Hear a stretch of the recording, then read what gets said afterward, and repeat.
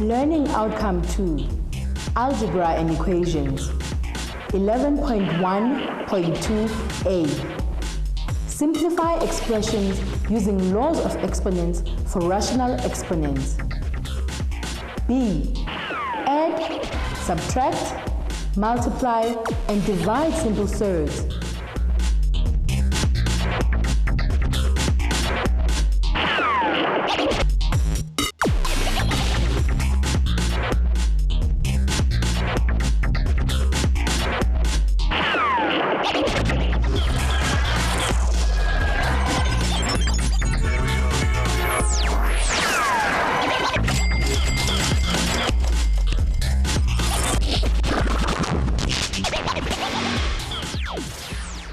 Hi Deborah, what are you up to today? Hello, I'm actually busy with the worksheet on exponents and surds. And how are you doing? I'm actually struggling a bit. Mind if I have a look? Not at all. By the end of this lesson, you should be able to simplify and solve exponential expressions and simplify expressions containing surds. Let's start at the beginning with the laws for exponents. Do you remember what they are? I can remember some of them. If you multiply like bases, you add the exponents. If you divide like bases, you subtract the exponents. Anything raised to the power of 0 is equal to 1. And if you raise a power to a power, you multiply the powers. If two bases are all raised to a common power, then both bases take the power. I'm afraid that's all I remember. That's not too bad. You've only left out the last two laws. If you have a negative power, you divide 1 by the base, and then you can make the power positive. And if you take the root of a number, you divide the powers. Now that we have all the laws at our fingertips, we can move on to using these laws to simplify expressions. We can start with this example. Deborah, what do you think our first step should be? I think we should start by simplifying whatever we can that's inside the bracket. That's a good place to start. And how are you going to do that? The only thing I can see are these bases here that have negative powers. We can simplify them by using one of our 4 laws. The law says that if you have a negative power, you divide 1 by the base, and then you can make the power positive. Well spotted. Can you do that for us? Sure. We can write this 4 to the negative 1 as 1 divided by 4, or a quarter. 9 to the negative 1 is the same as 1 divided by 9. That leaves the fractions in the bracket. Do you think you can simplify the fractions? Sure. To start off with, we need to collect the fractions in the denominator. To do that, I need to put them both over the common denominator, which in this case is 36.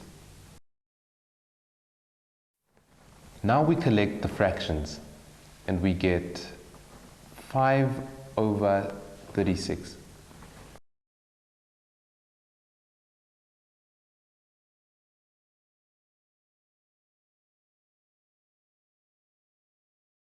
This leaves us with a fraction divided by a fraction.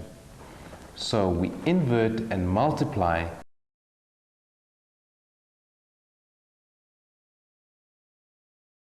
and when we simplify, we get 36. I think I can simplify this even further. Go ahead. 36 is the same as 6 squared. Now, one of the laws say, if we raise a power to a power, we multiply the powers. Here that would be 2 times half, which is equal to 1, which leaves us with 6. Well done. There is another way you could have approached this example though. We could use the converse of our law, which states that if you take the root of an exponent, you can divide the powers. In this case, your powers are already divided, which means that you can take the root of the exponent. This will give us the same answer as before. Let's try another one. First, I look inside the brackets to see if there's anything I can simplify. Doesn't look like there's anything. Are you sure? Yeah, I think so. What about 16? Since we are working with exponents, it is often easier to break numbers down into their prime factors raised to the necessary powers. This allows us to group and simplify like bases if there are any. We can do this by using what is called the ladder method. Here, let me show you. 16 can be divided by the prime factor 2. This gives us 8. 8 can also be divided by 2, leaving us with 4. Again, we can divide by 2 and we are left with 2. Lastly, 2 divided by 2 is 1.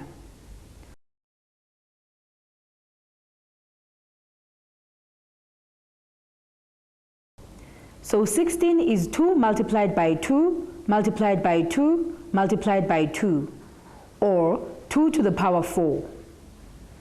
Thanks, that really makes it a lot easier to work with. Now, if two bases are all raised to a common power, then both bases take the power. Also, if you raise a power to the power, you multiply the powers. So, we get 2 to the power 4 times 3 over 4, and x to the power 4 times 3 over 4. If we simplify the powers, we get 2 to the power 3 times x to the power 3, which is 8x cubed. Good work, Teboho. You're quite good at this. Let's try another one. Okay. This one looks really difficult. I'm not sure if I can do it. Where's the equation? Don't panic. You can do this. Just take it one step at a time. Okay. The first thing I need to do is write the bases as prime factors. 6 is 3 times 2. 12 is 3 times 2 squared. Now I need to get rid of the brackets. So I distribute the powers. That gives me like bases at the top and at the bottom. I'm not sure what to do first. It would be easier if you simplify the numerator and the denominator before you go any further. All right. If you multiply like bases, you add the powers. And I end up with 2 to the power 6x times 3 to the power x minus 1 at the top. At the bottom we get 3 to the power x times 2 to the power 6x. Now you can apply the second law. If you divide like bases, you subtract the powers. 6x minus 6x is 0, giving us 2 to the power 0. X minus 1 minus x is minus 1, leaving us with 3 to the minus 1. 2 to the power 0 is 1, and 3 to the negative 1 is a third. So the answer is 1 over 3. See, it wasn't as hard as you thought. Yes, you were right. I just have to take it one step at a time. That's right. Now, can you quickly tell me what the exponent laws are again? Sure. If you multiply like bases, you add the exponents. If you divide like bases, you subtract the exponents. Anything raised to the power 0 is equal to 1. And if you raise a power to a power, you multiply the powers. If two bases are all raised to a common power, then both bases take the power. If you have a negative power, you divide 1 by the base, and then you can make the power positive. And if you take the root of a number, you divide the powers.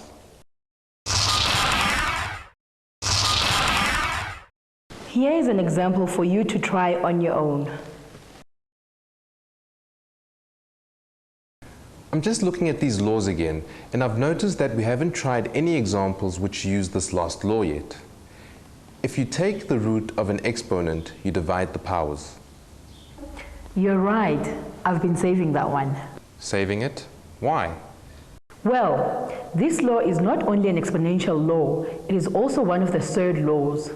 I thought it would be better to take a closer look at this law when we were working with surds, which we can do now. What is a surd exactly? A surd is a number written underneath a root sign. We use it in maths to accurately represent an irrational number. And are there rules for surds like there are rules for exponents? Yes, that's right.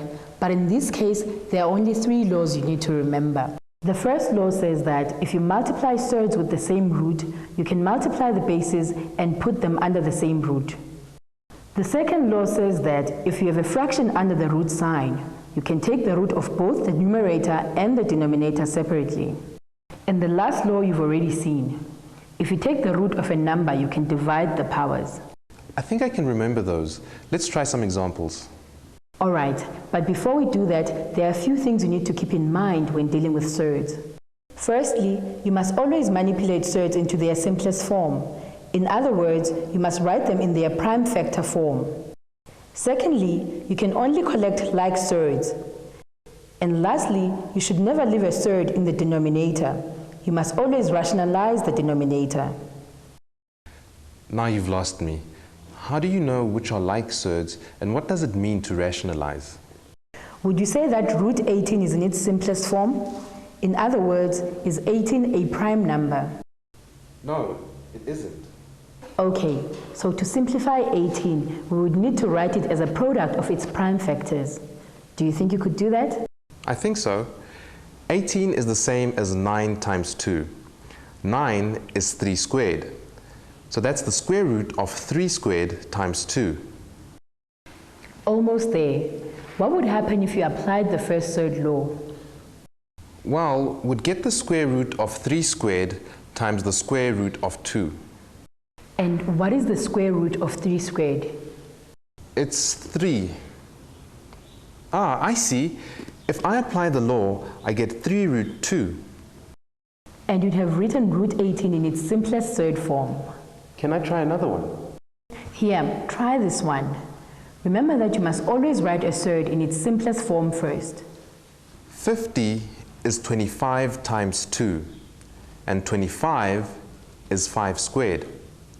If I apply the first law, I get the square root of 5 squared times the square root of 2, which gives me 5 root 2. Good, Debuho. Now, let's look at the next one. You can only collect like surds. Like surds are similar to like terms. You can add x and x to get 2x, or y squared and 2y squared. But you cannot collect x and y squared. So, similarly, you can add root 2 and root 2 to get 2 root 2. But you can't collect root 2 and root 5. It's important to remember that the law only applies when we are dealing with like surds. But if we are multiplying the unlike surds, we can convert them into like surds. To do this, we use this formula. It says that if we multiply the root and the power by the same number, it doesn't change the value. We use this rule in a similar way to using the common denominators, in that we use it to get the common powers to simplify the equation through grouping terms. Here is an example for us to try. In this example, we have a third root and a fifth root. The easiest way to convert them will be to multiply 3 by 5 and 5 by 3 to get the 15th root for both of the surds. By doing this, we have converted unlike surds into like surds, and now we can apply the laws and simplify. Do you think you can take it from here? The first law says that if you multiply surds with the same root, you can multiply the bases and put them under the root sign. So let me do that. Now I can use my calculator to work that out, which gives me the 15th root of 30,375, which is irrational, so I'll leave it in the surd form. Nicely done, Debuho. Let's move on to the next rule. Never leave a surd in the denominator. You must always rationalize the denominator. As we said, a surd is an irrational number. It's easier to work with fractions when they have a rational denominator. When we do this, we say we are rationalizing the denominator. That makes sense, but how do I do this? Here, I'll show you. Tell me something, Debuho. What do I get when I multiply root 2 with root 2? That will be root 2 squared, which is 2. And 2 is a rational number, while root 2 is not. So, by multiplying a surd by itself, we would get a rational number. But if we did this, we would change its numerical value. We know, though, that if we multiply a number by a 1, we don't change its value. And any number divided by itself equals 1. Now, if we combine these two principles, it gives us a method of rationalizing the denominator in a fraction. Okay. Here, let me show you. In this example, we have root 2 in the denominator. I want to change this root 2 into a rational number, but I don't want to change the numerical value of the fraction. In other words, I need to somehow convert this fraction into an equivalent fraction with a rational denominator. I know that if I multiply a surd by itself, it gives me a rational number. So I'm going to multiply this fraction by root 2 over root 2, which is 1. And as such, doesn't change the value of the existing fraction. And if I now apply the first law, it gives me root 10 divided by 2. 2 is a rational number, so I have rationalized the denominator. Hey, that's pretty clever. It is, isn't it? Would you like to give it a go? Yeah. You can start with an easier example. The denominator is root x. So I multiply the fraction by root x over root x. Then I apply the first law, which gives me the square root of x squared y over x. I simplify this, I get x root y over x, and the x's cancel out, leaving me with root y. I'm impressed. Now, can we try one that's a little bit more difficult? I'll give it a try. There's a root y in the denominator. This means that I need to multiply the whole fraction by root y over root y. In the numerator, I distribute the root y into both terms to get 5x root y minus 16 root y. In the denominator, root y times root y equals y, which is a rational number. Excellent, Deborah. Now, I have an example I would like you to try at home on your own. In this example, we have two terms in the denominator. You are going to have to use your knowledge of the difference of the two squares in order to rationalize the denominator.